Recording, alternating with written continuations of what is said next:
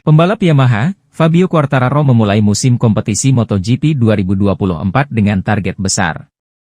Fabio Quartararo tengah berusaha kembali tampil kompetitif bersama Yamaha pada musim 2024.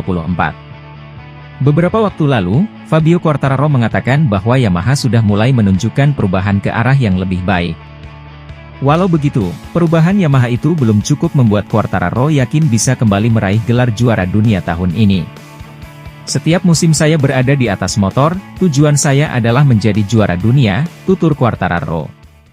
"Mungkin saya tidak akan mencapainya, tapi itulah pola pikir saya di awal musim.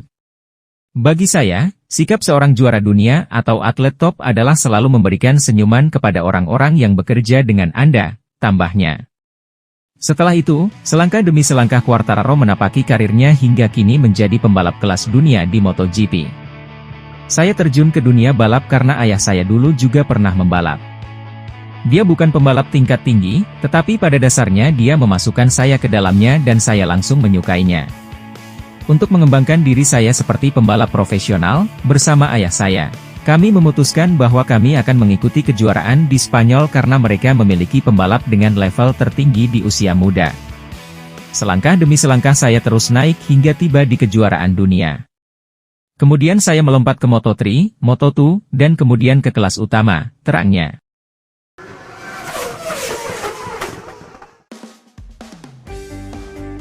Belum juga dimulai balapan, Marc Marquez malah sudah meramalkan kapan akan crash perdananya dengan motor Ducati. Menurut Marc Marquez, crash pertama saat mengendarai motor Ducati akan terjadi di bulan Februari 2024 mendatang sebelum balapan pertama. Marc Marquez akan mencoba mencari batas motor Ducati pada tes pramusim MotoGP 2024 di sirkuit Sepang dan Lusail. "Kau harus mengambil risiko jika kau ingin mengetahui batasnya dan menang, itu adalah caraku," kata Marquez. Seperti halnya motor lainnya, Ducati pun memiliki batas kemampuan yang harus diketahui pembalapnya. Pembalap Ducati juga sering jatuh tahun lalu, ada banyak crash, jadi motor ini punya batasan. "Jika kau ingin lebih kencang maka kau harus melakukannya, mengambil sedikit risiko," sambungnya. "Aku yakin di Malaysia atau Qatar akan menjadi crash pertamaku, aku lebih memilih jatuh di tes daripada crash di saat balapan," ungkap juara dunia 8 kali itu. Selain itu sebagai pembalap baru, ada banyak hal yang harus diketahui Marquez jika ingin mengalahkan rider Ducati lainnya.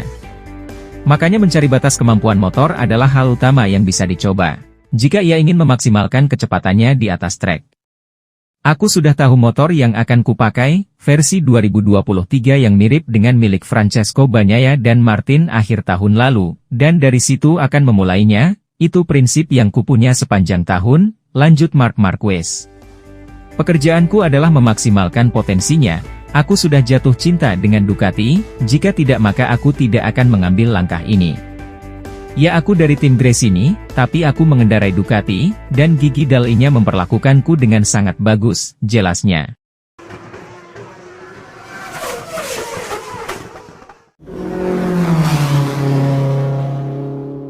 Pembalap Italia, Marco Bezzecchi sangat senang akhirnya dapat melihat corak motornya yang akan dipakai untuk tahun 2024 ini.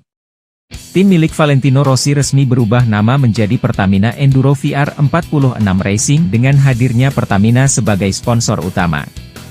Juga membawa perubahan pada corak motor yang kini tampil lebih segar dengan warna putih, kuning dan merah. Motornya cerah, indah dan sangat istimewa karena sangat berbeda dari yang lain. "Dan semoga cepat," kata Bezzecchi, namun Bezzecchi belum menetapkan target untuk tahun 2024 ini. Karena masih terlalu dini dan tes pramusim belum dimulai. "Tahun lalu saya belajar untuk bekerja sebaik mungkin, tapi juga dalam waktu sesingkat mungkin," kata Bezzecchi. "Saya juga meningkatkan gaya balap saya, cara mengatur ban dan pengereman.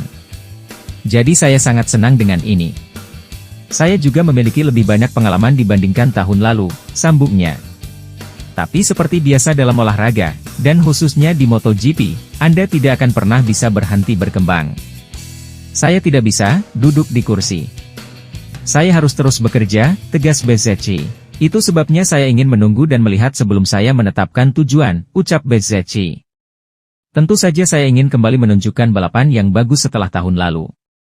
Saat ini saya mencoba untuk tetap tenang dan berkonsentrasi pada tes untuk mengenal motornya dan merasa nyaman dengannya. Setelah Malaysia, saya akan memikirkan target untuk diri saya sendiri, terangnya.